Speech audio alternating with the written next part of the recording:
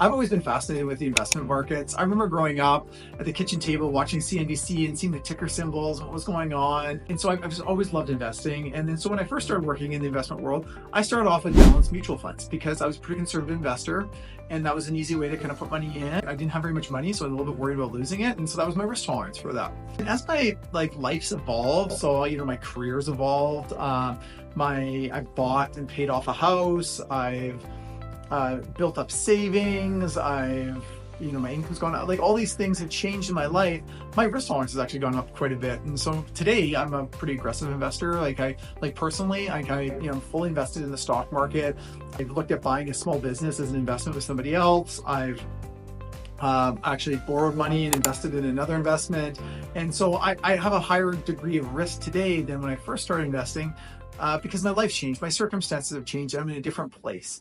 And so I'm just going to go over some of the things that can make your risk tolerance change. A sudden increase or decrease of wealth. So if you have you're going along, you're okay, all of a sudden you got a bunch of money, you can think like, oh, hey, I've got enough money and guaranteed. I feel comfortable risking this money because you have amount of money to invest. So that's one area that can cause people's risk tolerance to change. Similarly, a decrease in wealth, there's a big bill, you've got to, take money out.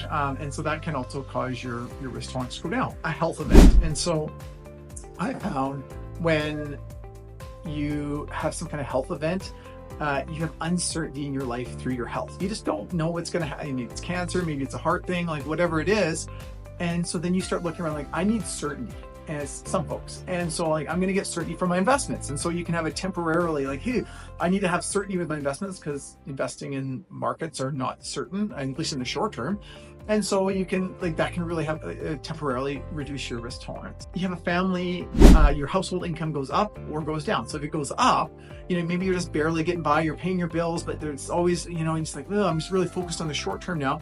Now you got margin in your life, you're saving money, and so you can feel like, hey, I can take more risk now because I'm more looking at the future versus just right now.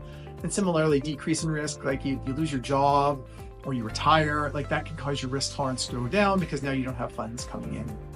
And then point number 4 is a sustained drawdown in the market. So we've been through a few recessions. A number of them have been, or drops in the market. A number of them have been really short term. Like 2008, it was bad, but it was really like a year and a bit, and it was out. We were back, and the 2020 was actually quite quick. But 2000 to 2002, we had the tech wreck, then we had 9/11. It was this slow, slowly going down market. It was really tough for investors.